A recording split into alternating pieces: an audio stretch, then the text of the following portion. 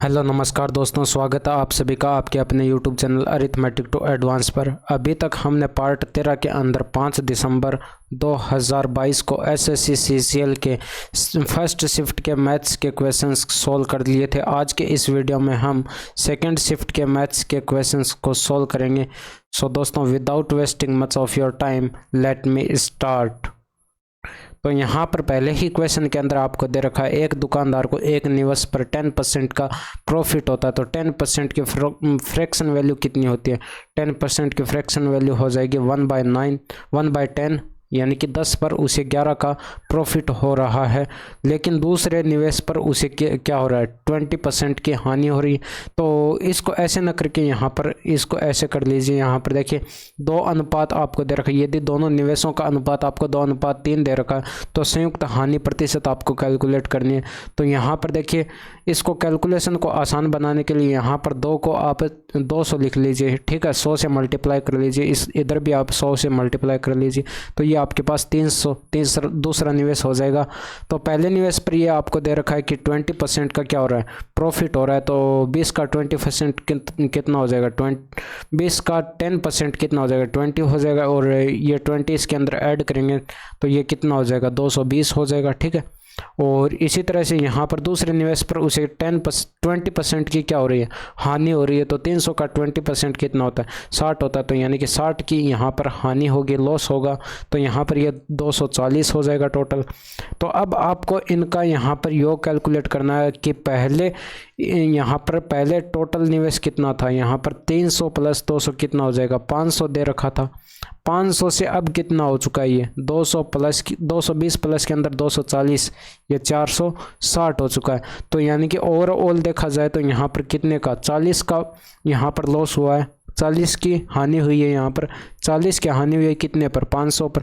तो 500 से इसको डिवाइड कीजिए और यहाँ पर 100 से इसको मल्टीप्लाई कर दीजिए। तो 20 से 20 कट जाएगा और यहाँ पर 40 जो है 5 से डिवाइड होगा तो 8% की हानि जो है यहाँ पर राइट आंसर आ जाएगा। इसके बाद नेक्स्ट क्वेश्चन देखिए, एक ठेकेदार ने 80 दिनों में एक काम पूरा करने का फैसला किया और शुरुआत में 60 पुरुषों को और 20 दिनों के बाद अतिरिक्त 20 पुरुषों को नियुक्त किया।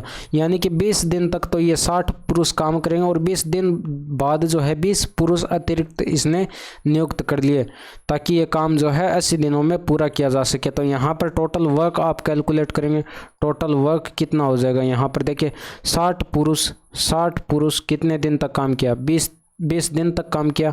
और प्लस के अंदर यहाँ पर इसने बाद में क्या किया? 20 पुरुष और नियुक्त कर लिया। यानी कि 60 तो ये पहले थे और इसमें 20 और नियुक्त कर लिया बाहर से, ठीक है।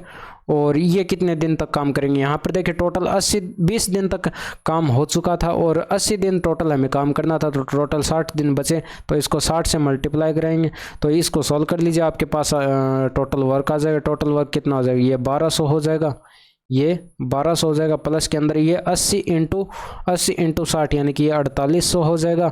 और टोटल यहाँ पर करेंगे तो ये 6000 का जो है 6000 यूनिट का टोटल वर्क हो जाएगा।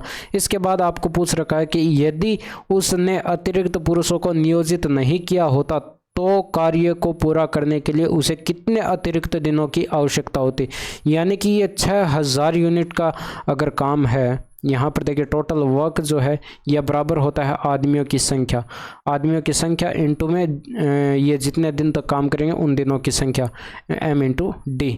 तो यहाँ पर इस फॉर्मूले के अंदर देखिए 60 आदमी अगर 6000 यूनिट का काम करेंगे तो टोटल वर्क 6000 यूनिट है और 60 आदमी तो कितने दिन का समय लग जाएगा? तो यहाँ से सॉल्व करेंगे तो ये 100 आ जाएगा। तो यानी कि नंबर ऑफ डेज यानी कि 100 दिन का जो समय है इनको लगेगा 60 आदमियों को टोटल वर्क करने में। लेकिन हमें आपको दे रखा था यहाँ पर 80 दिन में जो है ये काम कंप्लीट होना चाहिए। तो 80 दिन से ये कितने ज़्यादा ले रहा है? यानी कि इसमें से 80 माइनस करेंगे, इसमें से आप 80 माइनस करेंगे तो आपके पास टोटल आंसर आ जाएगा। 80 माइनस करेंगे तो 20 जो है अतिरिक्त दिन आपको यहाँ पर लगेंगे इस काम को करने में। 60 व्यक्तियों को काम करने में 20 दिन अतिरिक्त लगेंगे। इसके बाद यहाँ पर तीसरा क्वेश्चन देखिए, नीचे दिया गया वृत्त चित्र 7 विभिन्न कंपनियों की बिक्री को दर्शाता है। इन सभी 7 कंपनियों की कुल बिक्री 2160 है। एक विशिष्ट कंपनी की बिक्री को इन सभी 7 कंपनियों की कुल बिक्री के संदर्भ में डिग्री के रूप में दिखाया गया है। तो पी आर तथा एस की कुल बिक्री और टी क्यू टी तथा यू की कुल बिक्री से कितने प्रतिशत कम है। तो यहाँ पर देखिए ये 360 डिग्री की वैल्यू जो है 2160 दे रखी है। यहाँ पर टोटल जो है ये कोण कितना बनेगा, 360 डिग्री का बनेगा और 360 डिग्री की वैल्यू दे रखी है 2160, यानी कि कितने गुणा दे रखी है, 6 गुणा दे रखी है। तो 1 डिग्री की यहाँ पर यूनिट कितनी आ जाएगी, 6 यूनिट आ जाएगी। ठीक है, तो इसके बाद यहाँ पर इसको सोल्व करेंगे तो आपको देखिए पी आर तथा एस, पी प्लस के अंदर आर और प्लस के अंदर एस, इन तीनों का यहाँ पर ऐड कर लीजिए कि इन तीनों की डिग्री के अंदर कितनी बिक्री है, कुल बिक्री। तो ये पी रहा कितना 26 डिग्री और ये आर रहा 26 और 12 कितना हो जाए 38 डिग्री और 38 और एस आपका ये रहा 70 डिग्री, यानी कि टोटल 108 डिग्री की इन तीनों की कुल बिक्री हो जाएगी। इसके अलावा यहाँ पर दूसरी जो है क्यू टी तथा क्यू प्लस टी प्लस के अंदर यू, इन तीनों की कुल बिक्री कर लीजिए। तो क्यू की यहाँ पर 150 डिग्री है, क्यू की यहाँ पर 150 डिग्री है और टी की यहाँ पर 37 डिग्री है, 150 37 187 और यू की यहाँ पर 15 डिग्री है। तो 187 5 192 और 10 202 डिग्री आ जाएगा। ठीक है, ये 202 डिग्री आ जाए। तो चाहें तो आप यहाँ पर 1 डिग्री की वैल्यू जो है 6 रख कर यहाँ पर 108 को 6 से मल्टीप्लाई कर सकते हैं। इसी तरह से 202 को भी 6 से मल्टीप्लाई कर सकते हैं, लेकिन आपको यहाँ पर परसेंटेज में कैलकुलेट करना, तो वो 6 जो है बाद में जाकर फिर कैंसिल होगा। तो यहाँ पर परसेंटेज में जो है कैलकुलेट करने की ज़रूरी नहीं है। आप यहाँ पर देखेंगे कि ये 202 डिग्री से कितना कम है, ये वाला डाटा 202 डिग्री से कितना कम है। तो यहाँ पर आपको दिखाई पड़ रहा है कि ये 94 डिग्री जो है यहाँ पर कम दिखाई पड़ रहा है।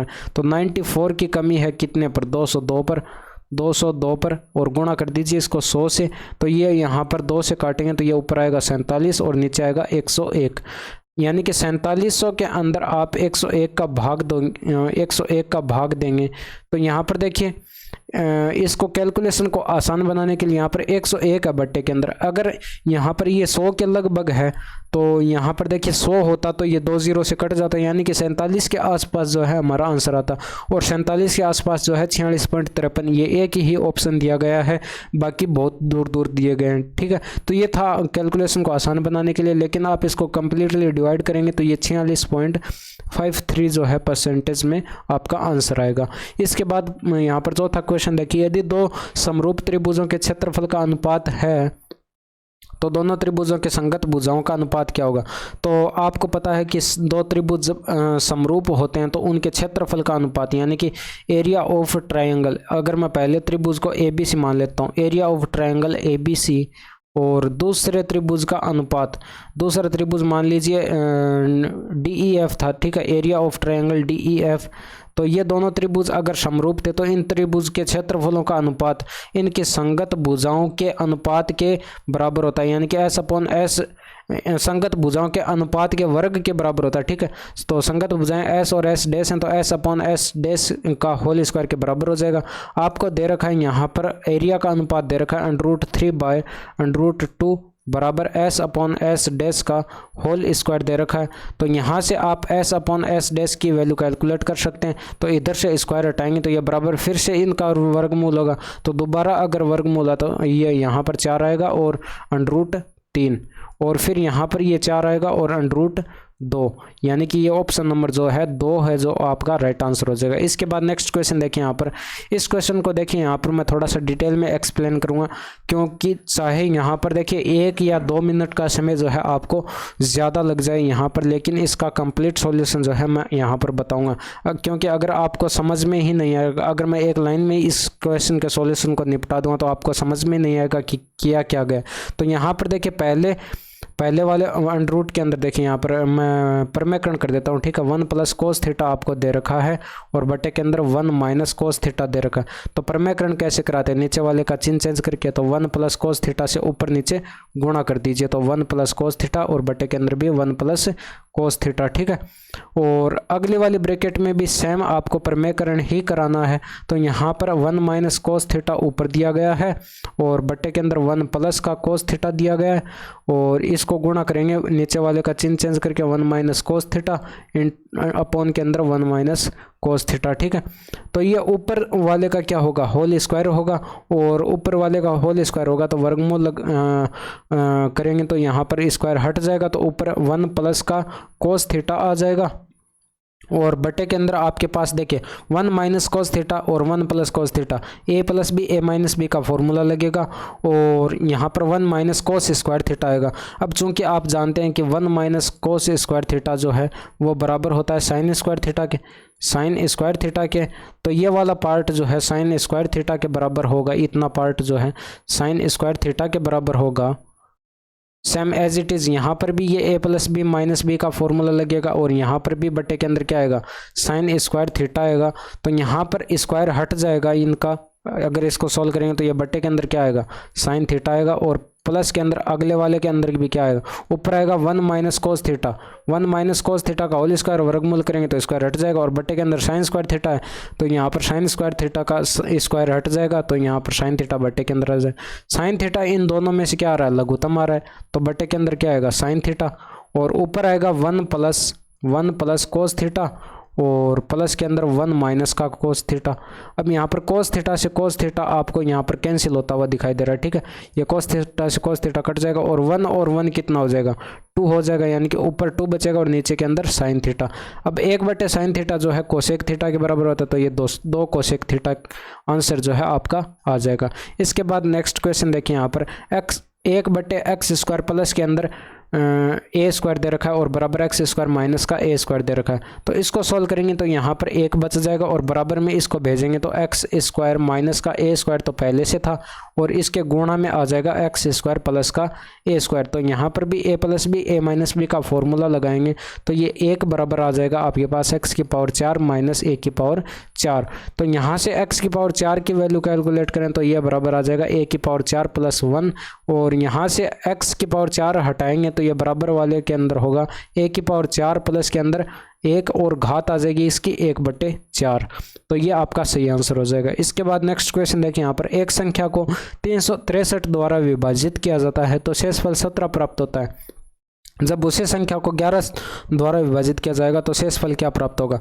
तो मान लीजिए वो संख्या आपके पास ए है, ठीक है, और ए बराबर 363 यहाँ पर भाजक है, 363 यहाँ पर भाजक है, और मान लीजिए इसका भाग चला गया क्यू बार, शेषफल कितना बचा 17। तो ये भाज्य बराबर भाजक इंटू भागफल प्लस शेषफल वाला फॉर्मूला जो है मैं यहाँ पर लगा रहा हूँ, ठीक है, यानी कि यूक्लिड विभाजन प्रमेय का मैंने यहाँ पर अप्लाई किए। तो यहाँ पर आप अगर ए को डिवाइड करेंगे किससे, ए को डिवाइड करेंगे 11 से, तो आप देखेंगे कि यहाँ पर ये 363 इंटू क्यू जो है ये कंप्लीटली क्या होगा, 11 से विभाज्य होगा।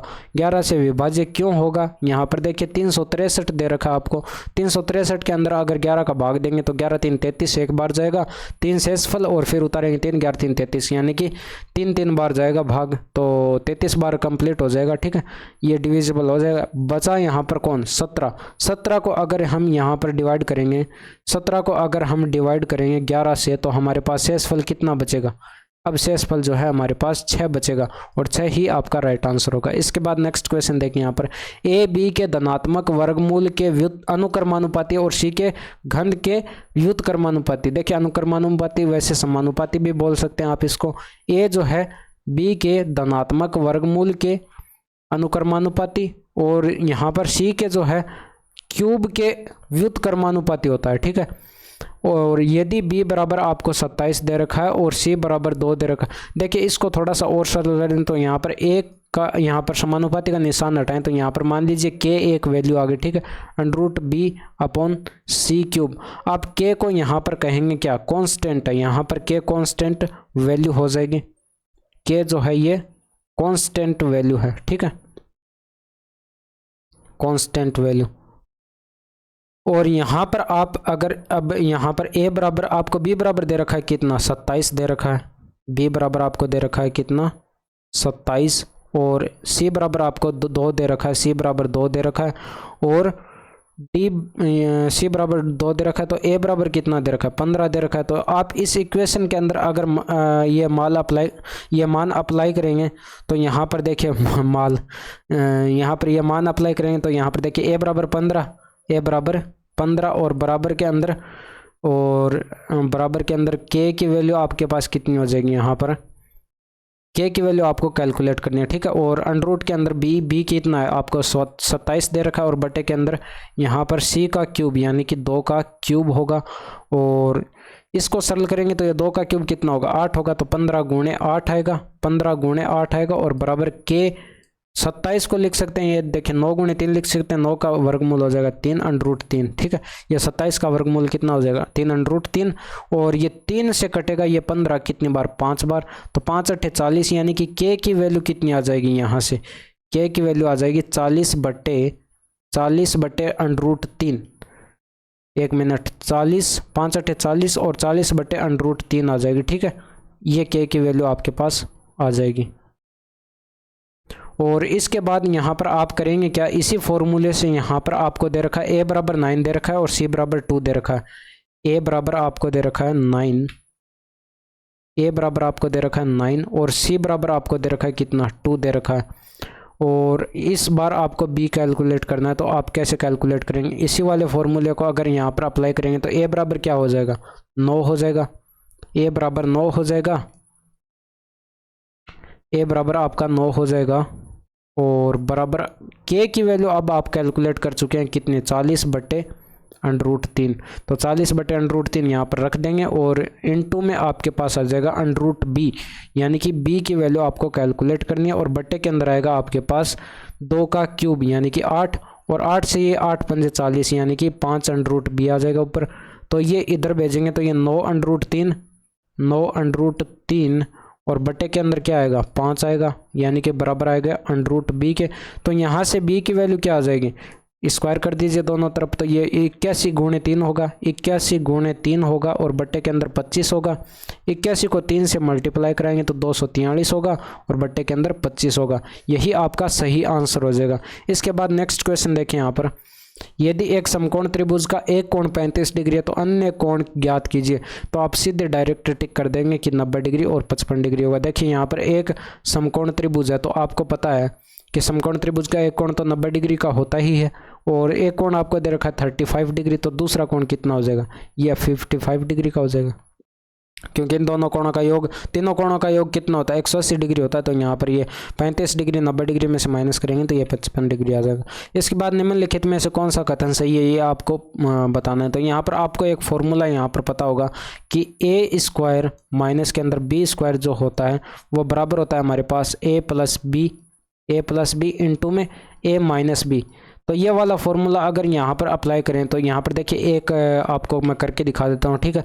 100 स्क्वायर माइनस के अंदर 99 का स्क्वायर, अगर इसको सॉल्व करेंगे तो ये एक बार क्या होगा प्लस होगा 100 प्लस 99, और एक बार क्या होगा ये माइनस होगा, तो 100 माइनस का 99, तो यहाँ पर ये 199 बच जाएगा और इनटू में आपके पास ये 1 बच जाएगा, तो ये 199 आएगा, ठीक है। तो इसी तरह से हम इन दो पदों के लिए ये वाला फॉर्मूला जो है यहाँ पर अप्लाई करेंगे, इन दो के लिए फिर अलग से, फिर इन दो के लिए अलग से, और फिर इन दो के लिए, और फिर इन दो के लिए यहाँ पर अप्लाई इस वाले फॉर्मूले को करेंगे तो हमारे पास क्या आएगा, पहला टर्म्स जो है हमारे पास 199 आएगा, इसको मैं हटा देता हूँ, ठीक है। 199 आएगा पहला टर्म्स, और दूसरा टर्म्स कितना आएगा, दूसरा टर्म्स यहाँ पर देखिए ये 98 माइनस 97, यानी कि एक गुणे इनको ऐड कर दीजिए, 98 प्लस 97 यानी कि 195 आएगा, और प्लस के अंदर अगला टर्म्स कितना आएगा, ये 1 गुणे 191 होगा, 1 गुणे 191, तो ये 191 आएगा, प्लस के अंदर एंड डैश डैश डैश, और प्लस के अंदर लास्ट वाला टर्म्स यहाँ पर देखिए 22 माइनस 81, 22 माइनस 21, ठीक है। 22 माइनस 21 कितना बचेगा, 1 इंटू में 43 आएगा, यानी कि ये 43 हो जाएगा। तो यहाँ पर आपके पास ए जो है प्रथम पद जो है ये प्रथम पद हो जाएगा, ए बराबर कितना हो जाएगा 43। और सार्वअंतर की बात करें तो सार्वअंतर यहाँ पर आपको ये एक एपी यानी कि अरिथमेटिक प्रोग्रेशन समांतर श्रेणी बनती हुई यहाँ पर दिखाई पड़ रही होगी, यानी कि सभी पदों का अंतर यहाँ पर 4 दिया गया है। और इसके अलावा बात करें इस वाले पद की, तो यहाँ पर ये ए एन हो जाएगा, यानी कि अंतिम पद। इसको एल से भी लिख देते हैं, ये क्या हो जाएगा 199। और यहाँ पर एक फॉर्मूला आपके पास होता है, वो फॉर्मूला होता है अंतिम पद का ए एन बराबर A plus N minus one into D, N minus one into D. इसी वाले फॉर्मूले को अप्लाई करके हम यहाँ से एन की वैल्यू जो है कैलकुलेट कर लेंगे। इस वाले फॉर्मूले के अंदर अगर हम एन की वैल्यू अप्लाई करें तो यहाँ पर सभी पदों की वैल्यू यहाँ पर पुट करेंगे तो एन की वैल्यू हमारे पास आ जाएगी 199 बराबर आ जाएगा ये 43, और प्लस के अंदर ये आ जाएगा आपके पास ये n माइनस वन, एन की वैल्यू कैलकुलेट करनी है। इंटू में डी आपको 4 दिया गया है, ये 43 इधर ले जाकर घटाएंगे तो ये 156 बचेगा, और 156 बचेगा। इसके अलावा इधर ये n माइनस वन इंटू 4 से ये काटेंगे तो ये 4 त्रिका 12 और 9 के 36 39 आएगा, यानी कि यहाँ से n की वैल्यू कितनी आ जाएगी 40 आ जाएगी। ठीक है, n की वैल्यू अगर 40 आ चुकी है तो आप क्या करेंगे, n पदों का योग निकाल लेंगे। n पदों का योग निकालने का फॉर्मूला क्या होता है, एस एन बराबर होता है n/2 इंटू के अंदर a प्लस का l। तो यहाँ पर आप क्या करेंगे, n की वैल्यू रख देंगे तो यहाँ से आपके पास n पदों का योगफल आ जाएगा, यानी कि 40/2 इंटू के अंदर a की वैल्यू आपके पास 43 दे रखी है, और ये l जो है 199 हो जाएगा लास्ट पद। ठीक है, और इनको सॉल्व करेंगे तो ये 20 आएगा, 20 गुणे आपके पास ये आएगा आपके पास 242। ठीक है, 242 इनको मल्टीप्लाई करेंगे तो ये 2 दूआ 4 और 4 दूनी का 8 और 2 दूआ 4 आगे एक 0, यानी कि 4840 जो है आपका आंसर आ रहा है, और यहाँ पर दिया दे रखा है 4840 है इसका मान। ठीक है, तो यानी कि ये पहला टर्म्स जो है आपका सही है। इसके बाद बात करें हम दूसरे की, तो यहाँ पर ये देखिए के स्क्वायर प्लस के अंदर 1/k स्क्वायर दे रखा है। ठीक है, इस वाले टर्म्स की बात करें, और यहाँ से ये वाला पद और ये वाला पद कितना बनेगा, के स्क्वायर माइनस का 1/k स्क्वायर, और फिर से यहाँ पर देखिए a plus B a minus B का ये वाला फॉर्मूला ही यहाँ पर लगेगा। ठीक है, और यहाँ पर ये k की पावर 4 फिर माइनस 1/k की पावर 4 बन जाएगा ये वाला पद, और फिर ये वाला पद जो है k की पावर 8, यानी कि ये बराबर बनेगा k की पावर 8 और प्लस के अंदर 1/k की पावर 8, और यहाँ पर ये मल्टीप्लाई कराएंगे इसको k की पावर 4, ये माइनस में होगा। ठीक है, ये माइनस में होगा, और k की पावर 4 और ये माइनस के अंदर 1/k की पावर 4।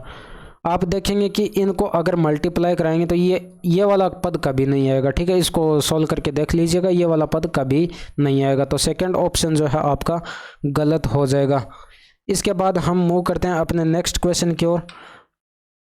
अब देखिए बात करें इस वाले क्वेश्चन की, तो यहाँ पर कोस स्क्वायर 35 डिग्री, ठीक है, इसको ऐसे ही पड़ा रहने दीजिए, और कोस 55 डिग्री जो है ये दे रखा है, इसको लिख लीजिए आप कोस 90 डिग्री माइनस के अंदर 35 डिग्री। ठीक है, और यहाँ पर ये आप 34 डिग्री को लिख सकते हैं, यहाँ पर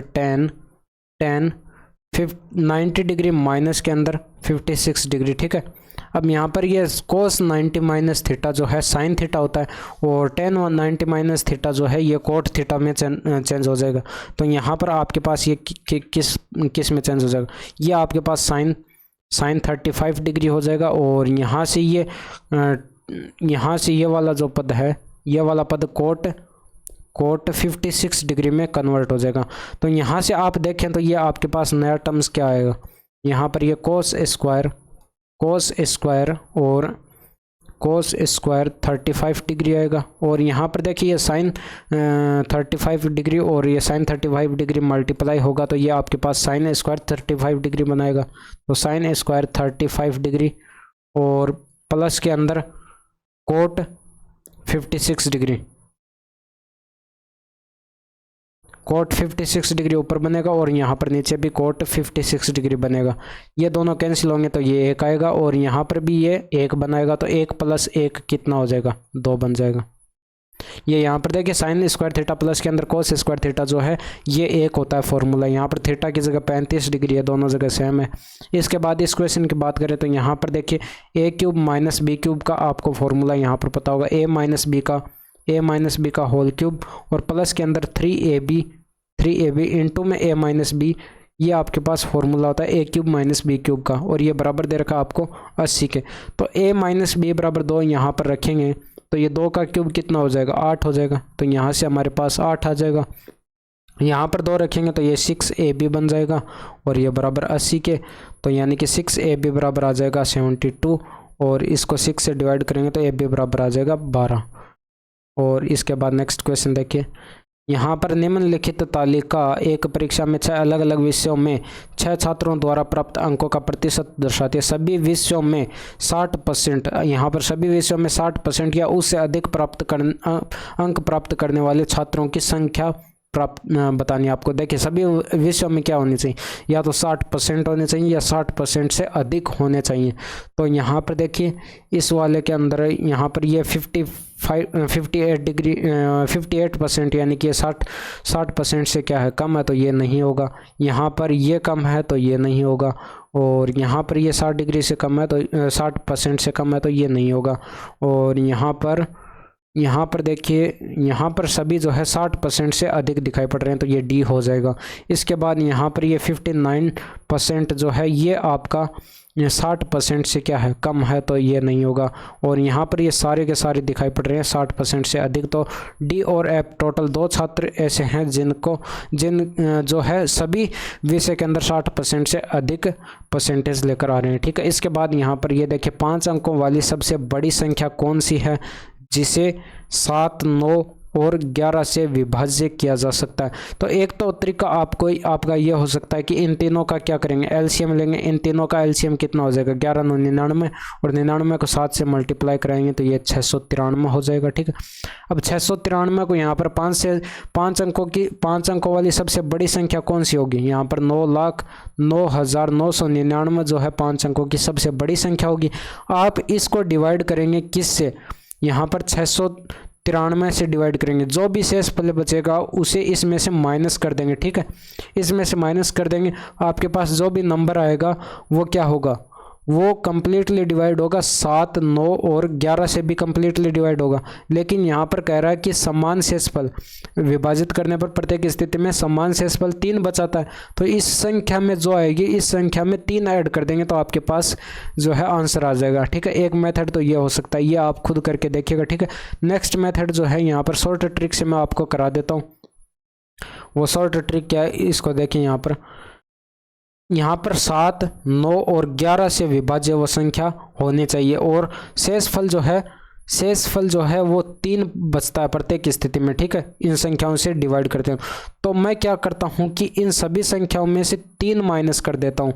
अगर इन सभी संख्याओं में से मैं 3 माइनस कर देता हूँ तो जो संख्या हमारे पास आएगी वो कम्प्लीटली डिवाइड होगी 7, 9 और 11 से। तो फटाफट से इनको 3 माइनस करके लिख लीजिए। ठीक है, ये 9, 5, 8 और ये 3, 7 आएगा। ठीक है, और इसको डिवाइड करेंगे -3 तो ये 9, 9, 7, 9 और 2 आएगा। ठीक है, और यहाँ पर 3 माइनस करेंगे तो ये 9, 8, 6, 8 और यहाँ पर 2 आएगा।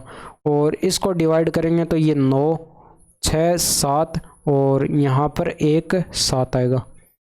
और यहाँ पर ये 4 संख्याएं आ चुकी हैं। तो अब आप इनको कम्प्लीटली डिवाइड करके देखिए 9 से डिविजिबिलिटी चेक करने आपका आसान हो सकता है। तो यहाँ पर पहले 9 से डिविजिबिलिटी चेक करिए।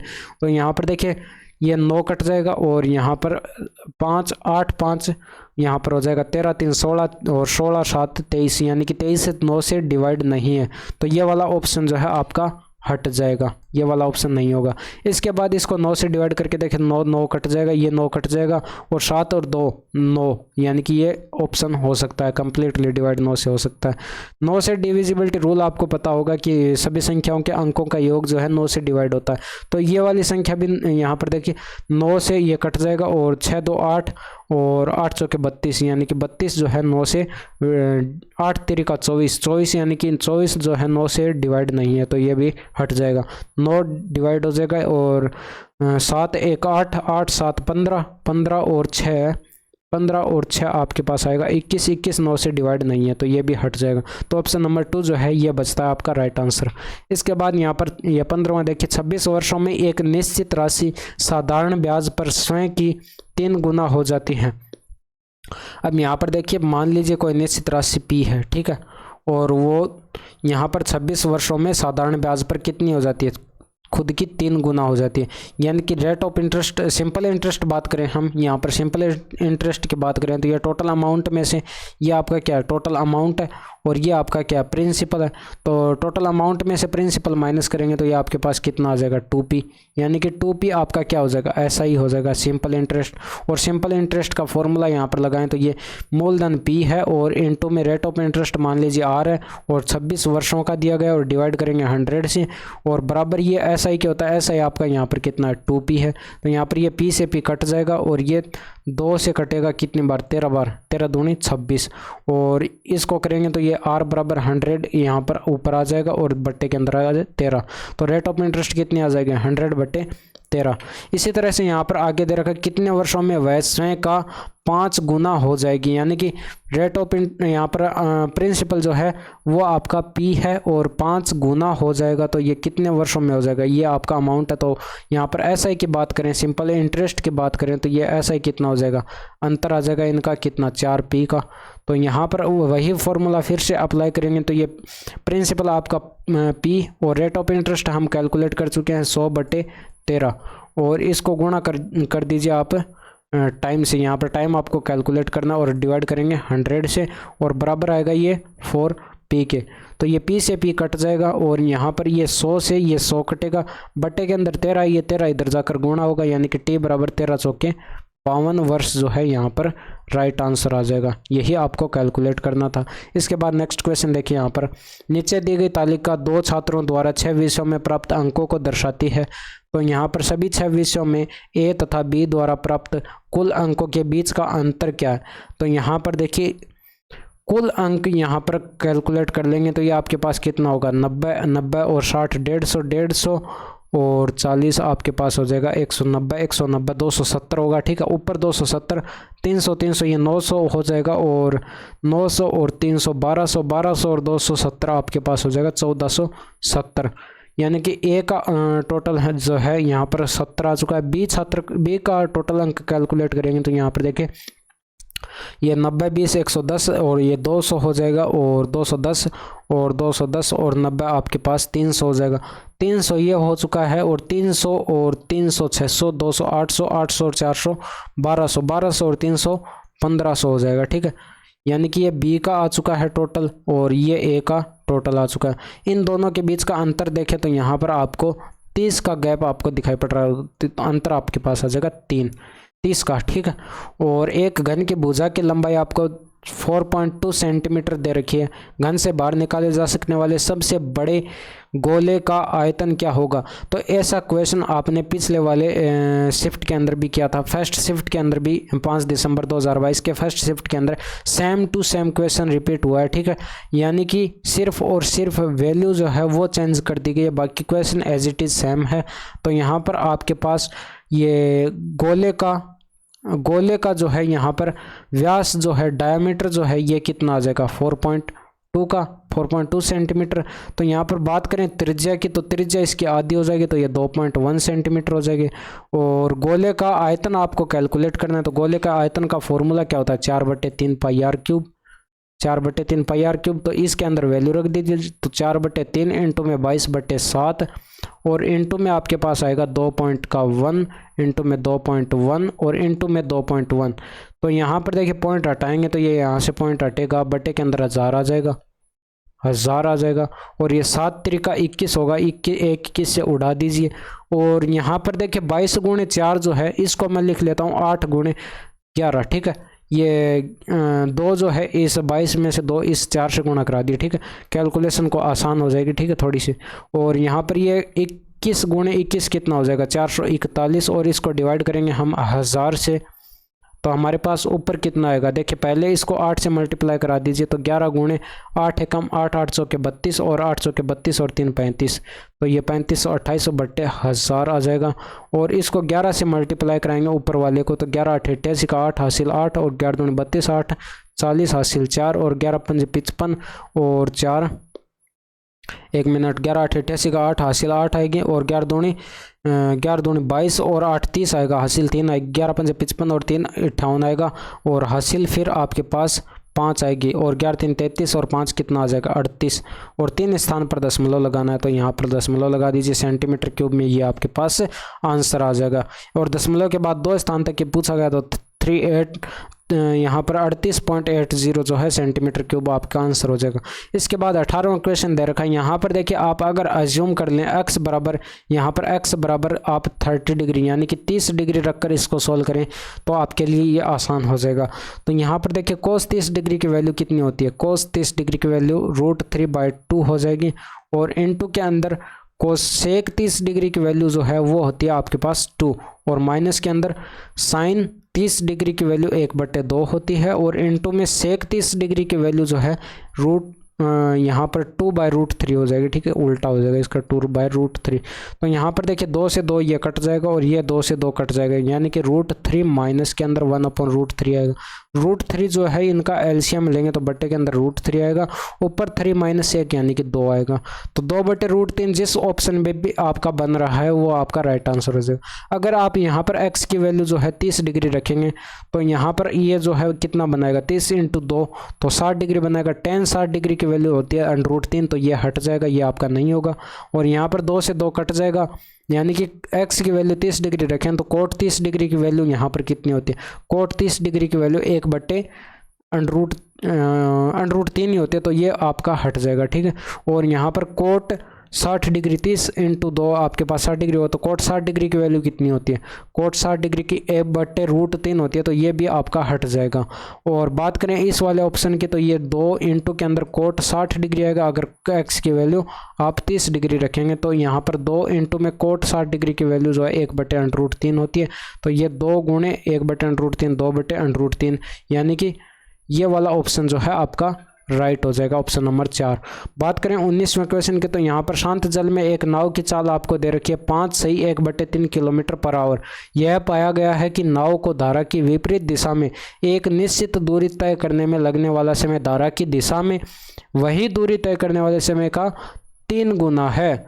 तो यहाँ पर देखिए आप इसको कैसे सॉल्व करेंगे, धारा की विपरीत दिशा में एक निश्चित दूरी तय करने में लगने वाला समय, तो यहाँ पर देखिए आपके पास ये बोट की चाल हो जाएगी और ये धारा की चाल W मान लीजिए, ठीक है, और ये बोट की चाल और धारा की चाल W, इनका प्लस करेंगे तो यहाँ पर देखिए कितना हो जाएगा, ये प्लस करेंगे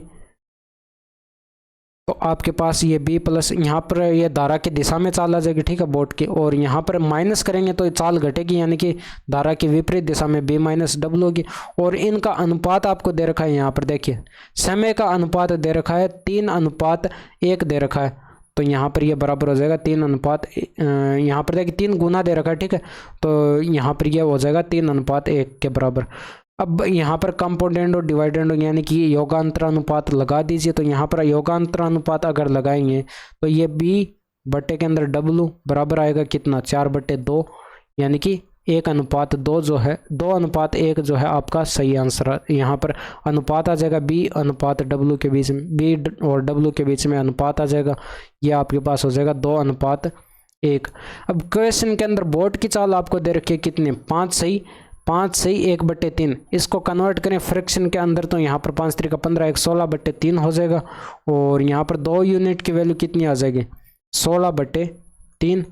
तो बात करें अगर 1 यूनिट की यहाँ से, तो 1 यूनिट की 2 से दोनों तरफ डिवाइड कर दीजिए तो ये 8/3 हो जाएगा, 8/3 हो जाएगा। तो इस एक यानी कि वाटर की चाल कितनी हो जाएगी, इस एक को 8/3 से गुणा करा दीजिए, तो 8/3 से गुणा कराएंगे तो ये आपके पास कितना आएगा 8/3 आएगा, 8/3 आएगा। तो यहाँ पर ये तो आंसर आपका नहीं मैच हो रहा है क्योंकि यह किलोमीटर/आवर के अंदर है, इसको मीटर/सेकंड में कन्वर्ट करने के लिए 5/18 से क्या करेंगे, इसको डिवाइड कर इसको मल्टीप्लाई कर दीजिए, तो ये 2 से कटेगा तो ये 4 बार, ये 9 बार, और ऊपर आएगा 500 के 20 और बटे के अंदर आएगा 27, ये मीटर/सेकंड में आ जाएगा, ठीक है, 20/27 सेकेंड, और ये वाला आपका राइट आंसर हो जाएगा। इसके बाद 20वें क्वेश्चन की बात करें, एक बेईमान डीलर एक उत्पाद को क्रय मूल्य पर 11% की हानि पर बेचता है लेकिन 22% कम वजन का उपयोग करता है, उसका प्रतिशत लाभ या हानि कैलकुलेट करना। तो 11% की फ्रैक्शन वैल्यू आप जानते हैं कि 11/100 होती है, ठीक है,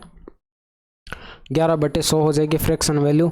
और यहाँ पर यानी कि इसका मतलब क्या है, हानि हो रही है। 100 रुपये की वस्तु पर 11 की हानि हो रही है, यानी कि अगर उसका कॉस्ट प्राइस 100 रुपीज़ था तो यहाँ पर उसका सेलिंग प्राइस कितना रहा होगा। सेलिंग प्राइस यानी कि ये 11 कम 89 रहा होगा। और यहाँ पर अगर वज़न की बात करें, वेट की बात करें, तो ये 22% कम होगा। तो 22% कम वजन तोलता है, ठीक है, बेईमानी करता है यहाँ पर 22% के। तो 22% की फ्रैक्शन वैल्यू क्या हो जाएगी, ये 22/100 यानी कि 11/50। 11/50 यानी कि ये कह रहा है कि मैं 50 किलो का या फिर ग्राम में कुछ भी यूनिट यहाँ पर ले सकते हैं। यूनिट के बारे में आपको बाध्य नहीं किया गया, ठीक है। मान लीजिए मैंने ग्राम में मान लिया, ठीक है। 50 ग्राम की वस्तु वह बोल रहा है कि 50 ग्राम तोल रहा हूँ, लेकिन वो बेईमानी कितने की कर रहा है, 11 की कर रहा है। तो उसके पास से कितना वजन तुलेगा, यानी कि ये 39 ग्राम तुलेगा। और यहाँ पर टोटल अमाउंट कैलकुलेट कर लीजिए तो ये 3900 हो जाएगा, ठीक है, 3900। और यहाँ पर ये आपको मल्टीप्लाई करेंगे तो 9 पंजे 45 हासिल 4 8 पंजे 40 4 44 और ये एक ज़ीरो आ जाएगा, ठीक है। यानी कि 3900 की वस्तु जो है 4450 में बिक रही है। तो प्रॉफिट कितने का हो रहा है, यहाँ पर 550 का प्रॉफिट हो रहा है। तो 550 का प्रॉफिट हो रहा है तो इसको परसेंटेज में कन्वर्ट कर लीजिए। 550 का प्रॉफिट हो रहा है कितने पर, 3900 पर हो रहा है, और गुणा कर दीजिए इसको 100 से। तो ये 2 0 से 2 0 कट जाएगा। और 550 को आप 39 से डिवाइड करेंगे तो ये 14.1% का जो है लाभ आएगा। इसको आप डिवाइड करके सॉल्व कर लीजिएगा, ठीक है। इसके बाद नेक्स्ट क्वेश्चन देखिए, यहाँ पर 5 पुरुषों का औसत वजन 3 किलो कम हो जाता है जब उनमें से एक 150 किलो वजन वाले एक व्यक्ति की जगह दूसरे व्यक्ति को रखा जाता है। नए व्यक्ति का वजन ज्ञात करें। तो यहाँ पर देखिए ये 5 पुरुषों का औसत है कितना, औसत जो है वो 3 किलो से कम हो जाता है। यानी कि 5 व्यक्तियों का कितना कम हो जाएगा, 15 किलो कम हो जाएगा। तो यानी कि ये 150 किलो का नया बंदा आ रहा है, 150 में से माइनस करेंगे, 150 में से माइनस करेंगे ये 5 गुणे 3, तो यानी कि 150 माइनस का आ जाएगा 15 और ये आपके पास बराबर हो जाएगा 135। बाकी आप इसको बेसिक से भी कर सकते हैं, ठीक है। बेसिक से करेंगे तो यहाँ पर चलिए वो आप खुद करके देख लीजिएगा, ठीक है। बेसिक से यहाँ पर ज़्यादा टाइम लगेगा बाद में, नहीं तो बेसिक से भी आपको करवा देता मैं आपको। यहाँ पर देखिए निम्नलिखित तालिका मुंबई, देखिए बेसिक से आप अगर करेंगे तो ये आप खुद, आपके लिए खुद का काम है। यहाँ पर बेसिक से आप खुद करके सॉल्व करके देख सकते हैं। यहाँ पर बात की जा रही है ट्रिक्स एंड टिप्स की जो एग्ज़ाम के अंदर आपको अप्लाई करना है, लेकिन फिर भी आपको यहाँ पर मैं सॉल्यूशन जो है यहाँ पर पूरा डिटेल के अंदर करवा रहा हूँ, ठीक है। आप उनमें से कुछ एक लाइन्स को लिख कर ही आप उस क्वेश्चन का सॉल्यूशन जो है पता कर सकते हैं और अपना टाइम जो है बचा सकते हैं। इसके बाद इस क्वेश्चन नंबर 22 के अंदर देखें, निम्नलिखित तालिका मुंबई, राजस्थान, उत्तर प्रदेश और उत्तराखंड स्टॉक एक्सचेंजों में क्रय विक्रय किए गए शेयरों को दर्शाती है, ठीक है। तो सभी 4 स्टॉक एक्सचेंजों में कोलगेट के शेयरों की उच्च दरों का औसत आपको बताना है। तो यहाँ पर कोलगेट का डाटा देखना है आपको, उच्च दरों का। यहाँ पर ये 34 और यहाँ पर ये 60 और यहाँ पर ये 25 और यहाँ पर ये 20 ऐड कर लीजिए इन सभी को। तो ये 94 5 हो जाएगा कितना, 99 20 119 139 आपके पास ये हो जाएगा। और इसको डिवाइड करेंगे कितने से, 4 से, क्योंकि 4 स्टेट का दे रखा है। और 4 से इसको डिवाइड करेंगे तो ये आपके पास 34.75 रुपये जो है आ जाएगा, ठीक है। इसको डिवाइड कर दीजिएगा 34.75 रुपये, ठीक है। इसके बाद नेक्स्ट क्वेश्चन देखिए, यहाँ पर एक घन का कुल पृष्ठीय क्षेत्रफल 1536 मीटर स्क्वायर दे रखा है, इसका आयतन आपको बताना है। तो यहाँ पर पृष्ठीय क्षेत्रफल का कुल पृष्ठीय क्षेत्रफल का फॉर्मूला 6 गुणा भुजा स्क्वायर होता है। ये 1536 दे रखा है, तो यहाँ पर मीटर स्क्वायर में दे रखा है। और यहाँ पर ए स्क्वायर बराबर कितना आ जाएगा, 6 से डिवाइड कर दीजिए तो ये 6 दूनी का 12 और फिर 5 का 30 और 6 6 36 यानी कि 256 आएगा। तो ए बराबर कितना आ जाएगा, ये बराबर हो जाएगा 16, ठीक है, 16 मीटर। अब ए बराबर 16 मीटर आ चुका है तो आपसे आयतन पूछा गया तो ए क्यूब कैलकुलेट कर लीजिए, यानी कि 16 का क्यूब कैलकुलेट कर लीजिए। 16 का क्यूब हो जाएगा कितना, 4096 मीटर क्यूब। इसके बाद नेक्स्ट क्वेश्चन देखिए, यहाँ पर एक व्यापारी अपने माल पर उसके क्रय मूल्य से 20% अधिक मूल्य अंकित करता है। मान लीजिए उसका क्रय मूल्य जो है सीपी जो है कॉस्ट प्राइस वो 100 था, ठीक है। 100 से 20% अधिक पर वो क्या करता है, 20% अधिक पर वो अपना जो है अंकित मूल्य निर्धारित करता है, मार्क प्राइस निर्धारित करता है, ठीक है।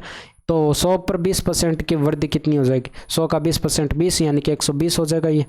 और फिर यहाँ पर यदि वह अपने ग्राहक को अंकित मूल्य पर 20% की छूट देता है, तो यानी कि इस पर वह 20% की छूट देता है, तो 20% की छूट यानी कि 120 का 80% आप कैलकुलेट कर लीजिए। तो इसका 80% 12 96 हो जाएगा, ठीक है। 96 यानी कि 100 से ये 96 पर जा रहा है, ठीक है। 100 की वस्तु 96 में बिक रही है, तो यानी कि -4 का यहाँ पर 4 का जो है लॉस हो रहा है, ठीक है। तो ये 4 का लॉस हो रहा है कितने पर, 100 पर। तो परसेंटेज में कैलकुलेट करने के लिए 100 से मल्टीप्लाई करेंगे, तो ये 4% जो है आपका हानि हो जाएगी, ठीक है। 4% की यहाँ पर हानि हो जाएगी। इसके बाद बात करें नेक्स्ट, तो यहाँ पर देखिए त्रिभुज ABC और त्रिभुज DEF सर्वांगसम क्रम से सर्वांगसम हैं यदि AB बराबर आपको दे रखा है कितना 6 दे रखा है, और BC ये DE के बराबर है, और यहाँ पर BC बराबर 8, EF ये दे रखा है, और कोण दे रखे हैं, ठीक है। आपको ये कैलकुलेट करना कोण D। तो यहाँ पर देखिए आप डायग्राम बनाने बैठ जाएंगे तो वैसे समझने के लिए यहाँ पर अभी तो डायग्राम बना सकते हैं, लेकिन यहाँ पर डायग्राम बनाकर इसको सॉल्व ही नहीं करना है क्योंकि ज़्यादा टाइम वेस्ट होगा। यहाँ पर कोण A त्रिभुज ABC एक ये दे रखा है, और ये सर्वांगसम दे रखा है किस वाले त्रिभुज के, DEF के। तो आपको पता है कि दो त्रिभुज अगर सर्वांगसम होते हैं तो उनके कोण बराबर होते हैं, उनकी संगत भुजाएं भी आपस में बराबर होती हैं, यानी कि उनका सब कुछ जो है आपस में बराबर होता है। तो यहाँ पर कोण B की वैल्यू आपको दे रखी कितनी, 30 डिग्री। कोण B की वैल्यू आपको 30 डिग्री दे रखी है, तो इसकी वैल्यू 30 डिग्री हो जाएगी। इसके अलावा हम यहाँ पर माने कि कोण A जो है ये मान लीजिए आपके पास कुछ भी मान लीजिए अल्फा है, ठीक है, और कोण B की वैल्यू आप मान लीजिए यहाँ पर बीटा है, ठीक है। तो ये कोण A जो है ये इस वाले कोण A को कोण का संगत कोण कौन है, यहाँ पर D है, तो D कोण के बराबर होगा, तो ये भी आपका अल्फा हो जाएगा। और F जो है इसका संगत कोण यहाँ पर C है, तो इसका मान यहाँ पर बीटा हो जाएगा। और यहाँ पर B का संगत कोण E है, तो ये वाला भी आपका 30 डिग्री हो जाएगा। अब बात करें यहाँ पर देखिए कोण D प्लस कोण C की वैल्यू कैलकुलेट करनी है, तो कोण C और कोण F जो है आपस में क्या होंगे, बराबर होंगे, इक्वल होंगे, क्योंकि यहाँ पर देखिए वैसे कोण सभी के सभी आपस में बराबर होंगे, तो कोण C की जगह चाहे कोण F लिखी चाहे कोण C लिखी एक ही बात है, ठीक है, इससे कोई फर्क नहीं पड़ता। तो आपको कोण D प्लस कोण C की वैल्यू कैलकुलेट करनी है, तो यहाँ से नहीं कर पाएंगे। यहाँ पर देखिए कोण D प्लस के अंदर कोण C की जगह अब कोण F रख सकते हैं, तो यहाँ पर इन दोनों का योग निकालें, तो यहाँ पर देखिए ये 30 डिग्री हो चुका है। त्रिभुज के तीनों कोणों का योग 180 डिग्री होता है, 180 में से 30 माइनस करेंगे तो ये 150 डिग्री आपका सही आंसर हो जाएगा।